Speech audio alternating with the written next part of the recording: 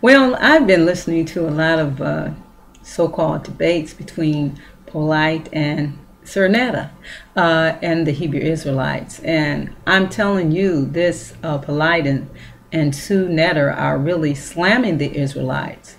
Not necessarily, I'm not in support of what they're saying or all that they're saying, but the brothers are kicking some knowledge. And when they kick that knowledge, a lot of the Hebrew Israelites cannot combat or battle with them in their battles because they don't have information. They lack a lot of information.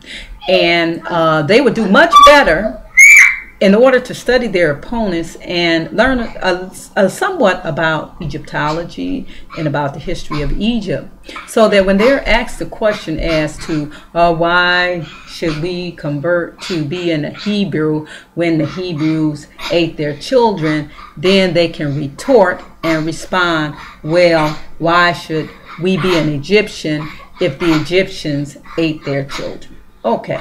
And really, what does that have to do with anything in the matter? The issue of eating children has nothing to do with who you are, what your nationality is.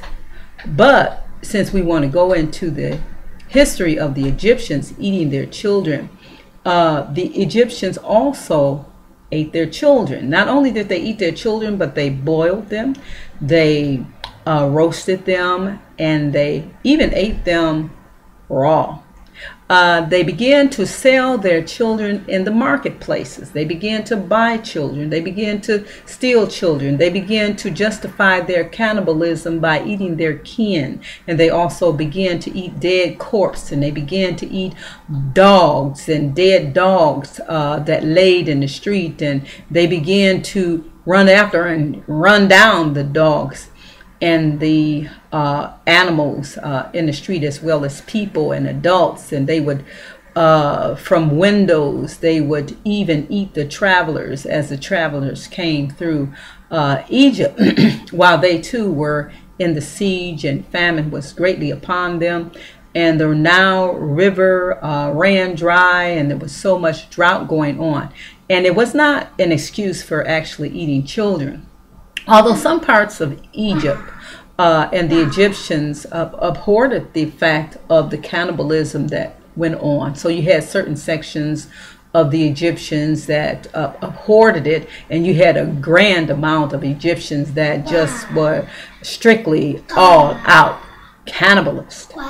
And many of them too that were found to be cannibalists and having human remains on their lips, or they were caught in the act of eating their flesh or their children, or snatching other infants and different things like that. Well, many of them were burned to death.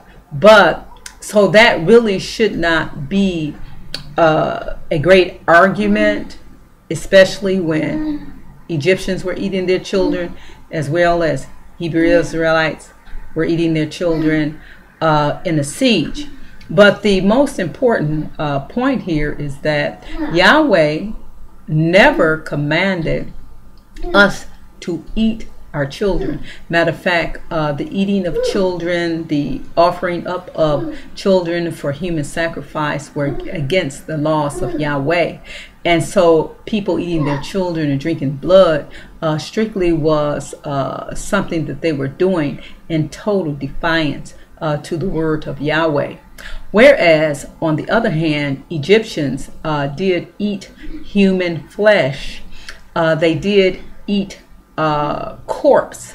And in their minds, they thought that they would be able to obtain certain powers and certain strengths from the flesh and the embodiment of that particular person, that they would gain something from that spirit of the person.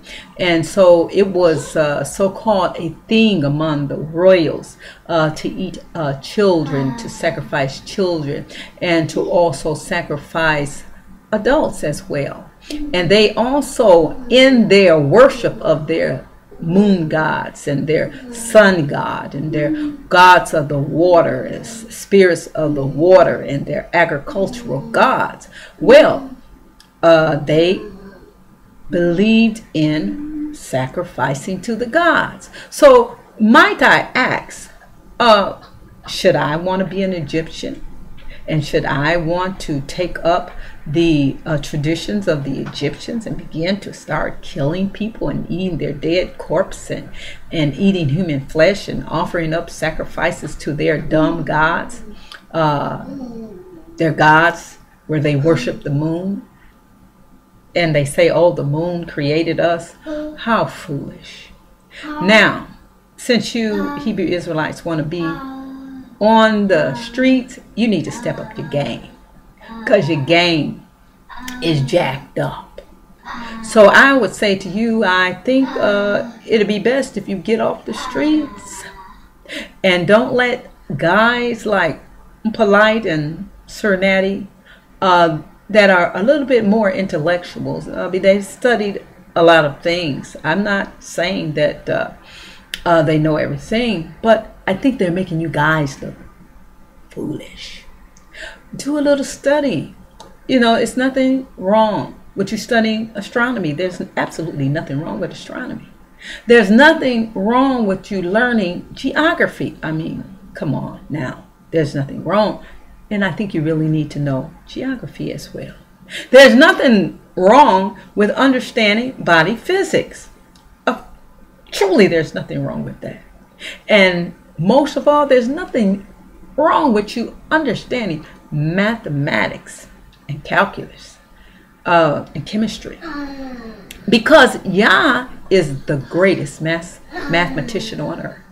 So step up your game and get it together, or just get the heck off the streets and stop being a great embarrassment for all of us.